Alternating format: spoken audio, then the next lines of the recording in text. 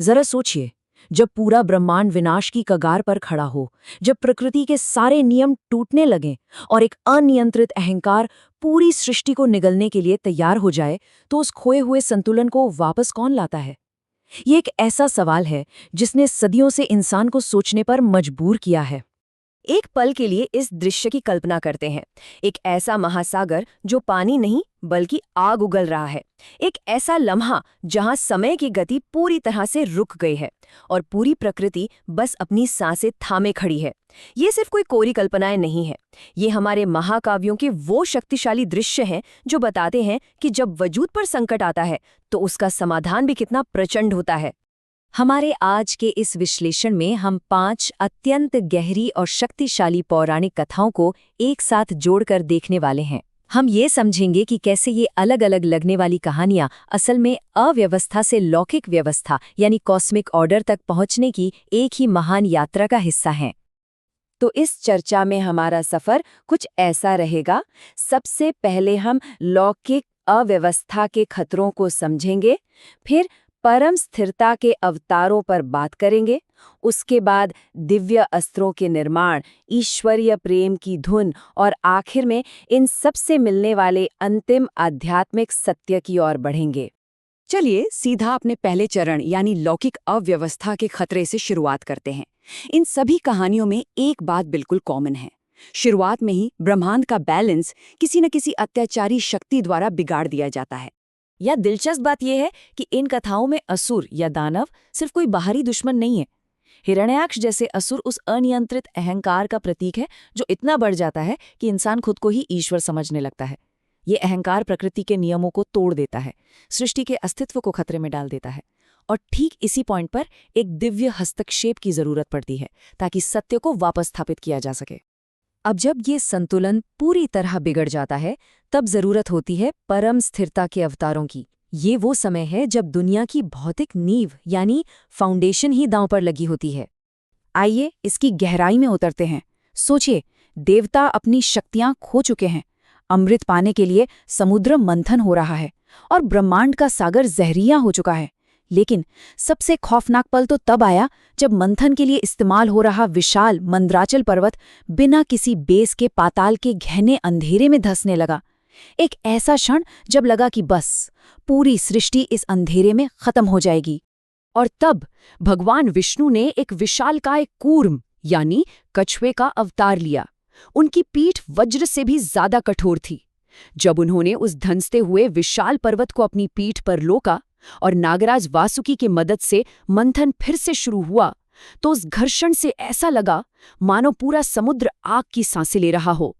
महासागर खौलने लगा और चारों तरफ भाप के बादल छा गए। लेकिन ध्यान दीजिए, ये विनाश नहीं था, बल्कि सृष्टि को बचाने के लिए जरूरी महाघर्षण था। स्थिरता का ऐसा ही एक और रोंगटे खड़े कर देने वाला दृश्य वराह अवतार में दिखता है। जब अहंकार में अंधे हिरण्याक्ष ने माता पृथ्वी को चुराकर गहरे महासागर में छिपा दिया, तब ब्रह्मा जी की नासिका से सिर्फ अंगूठे के आकार का एक नन्हा वराह प्रकट हुआ।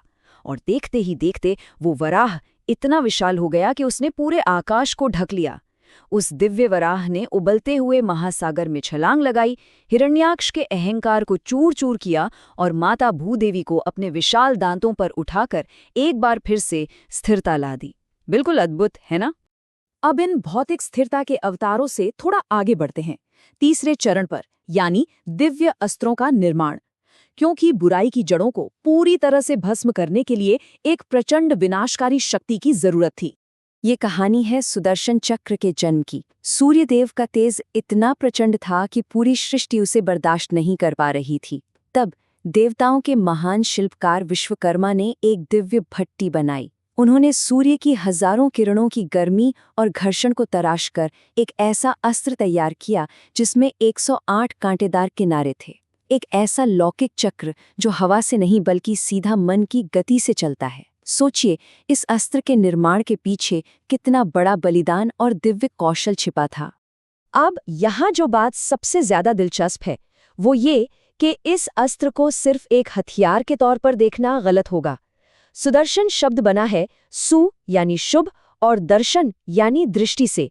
मतलब ये सिर्फ समय या दुश्मनों को नहीं चीरता, बल्कि ये अज्ञान के अंधकार को चीरकर परम सत्य का दर्शन कराता है। सच कहे तो ये आध्यात्मिक स्पष्टता यानी स्पिरिचुअल क्लैरिटी का सबसे बड़ा प्रतीक है। और सूर्य की गर्मी से बने इस चक्र के साथ ही हिमालय की ठंडी और बर्फीली चोटियों पर भी एक और तरह की अग्नि प्रज्वलित हुई थी। एक ऐसी अग्नि जिसने चमकती हुई बर्फ को भी तुरंत भाप में बदल दिया। हुआ यूं कि महादेव शिव की समाधि उस वक्त ब्रह्मांड की सबसे बड़ी ढाल बनी हुई थी। लेकिन कामदेव, जो इच्छाओं के देवता हैं, उनसे एक बहुत बड़ी चूक हो गई। उन्होंने महादेव की इस गहरी शांति को भंग करने की कोशिश की और फिर शिव का तीसरा नेत्र खुला।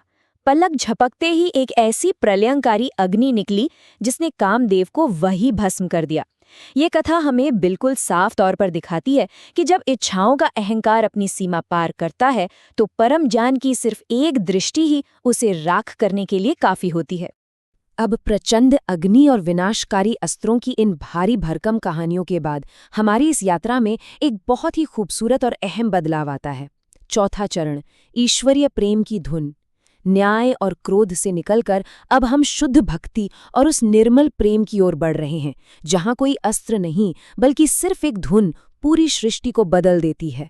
वृंदावन की उस शांत शाम की कल्पना करते हैं। यहाँ किसी युद्ध का कोई शोर नहीं है, बस एक बांसुरी की धुन है जो इतनी शक्तिशाली है कि स्वयं यमुना नदी भी उसे सुनने के लिए अपना बहना रोक देती है। ये एक ऐसा जादुई पल है जहाँ प्रकृति अपने सारे नियम भूलकर पूरी तरह से शांत हो जाती है। भगवान कृष्ण की उस बांसुरी का प्रभाव वाकई अद्भुत था। चंचल यमुना का बहता हुआ पानी स्थिर होकर ऊपर की तरफ उठने लगता है ताकि वो अपने प्रभु के चरणों को छू सके। आसमान में उड़ते पक्षी अपनी उड़ान भूल जाते हैं और हवाएं अपनी सांसें थाम लेती हैं। बांसुरी की उस धुन ने प्रकृति के बेसिक रूल्स को ही पलट कर रख दिया। ये सिर्फ संगीत नहीं था, ये तो ब्रह्मांड के कण कण से जुड़ने वाला सीधा ईश्वरीय संवाद था। तो सबसे क्रूशल पॉइंट ये है कि ये बांसुरी आखिर किस चीज़ का प्रतीक है। देखिए, बांसुरी अंदर से पूरी तरह से खोखली होती है। आध्यात्मिक नज़रिए से देखें तो जब हम अपने भीतर के अहंकार को पूरी तरह खत्म कर देते हैं, खुद को एकदम शून्य या खाली कर लेते हैं, सिर्फ तभी ईश्वर हमारे जरिए इस ब्रह्मांड का सबसे मधुर संगीत बजा सकते हैं। अहंकार को हराने का इससे ज़्यादा शांतिपूर्ण रास्ता और क्या हो सकता है। और इसी के साथ अब हम इस पूरे विश्लेषण के 5वें और सबसे अहम हिस्से की ओर आ गए हैं, यानी अंतिम आध्यात्मिक सत्य। इन सभी महाकाव्यों और कथाओं को जब एक साथ पिरोया जाता है तो असल में क्या तस्वीर बनती है। इन सारी कथाओं को एक साथ देखने पर यह बात बड़ी ही खूबसूरती से समझ आती है कि ये सब एक ही धागे में कैसे बंधी हैं। जरा देखिए, जब पर्वत धंसने लगा तो कूर्म अवतार ने धैर्य और आधार दिया। जब धरती चुराई गई तो वराह अवतार ने स्थिरता लौटाई। अजेय असुरों के सामने सुदर्शन चक्र ने सत्य की स्पष्टता दी। इच्छाओं के अहंकार को शिव के तीसरे नेत्र ने भस्म कर दिया और मन के शोर को कृष्ण की बांसुरी ने प्रेम में समर्पण करना सिखाया। ये पूरी की पूरी यात्रा अव्यवस्था से निकलकर परम व्यवस्था तक पहुंचने की ही तो है। इन सभी दिव्य कार्यों का अल्टीमेट गोल सिर्फ एक ही है, बैलेंस या संतुलन को बनाए रखना। फिर चाहे वो ब्रह्मांड को बचाने के लिए उठाया गया आग उगलने वाला अस्त्र हो या हवा में गूंजती संगीत की कोई मीठी धुन, जीत हमेशा अहंकार के ऊपर सत्य, धैर्य और शुद्ध भक्ति की ही होती है। इन गहरी पौराणिक कथाओं को समझने के बाद एक बहुत ही ज़रूरी सवाल हमारे सामने आता है। आज के इस मॉडर्न युग की भागदौड़ और हमारे दिमाग में मची इस अव्यवस्था को शांत करने के लिए हमें किस चीज़ की ज़रूरत है? क्या हमें अपने भीतर कूर्म अवतार जैसे असीम धैर्य की ज़रूरत है या फिर सुदर्शन चक्र जैसी स्पष्टता की? इस बारे में ज़रूर सोचिएगा। आज के इस विश्लेषण में साथ जुड़ने के लिए बहुत बहुत शुक्रिया। आइए अपने भीतर के इस संतुलन को खोजने की कोशिश करें।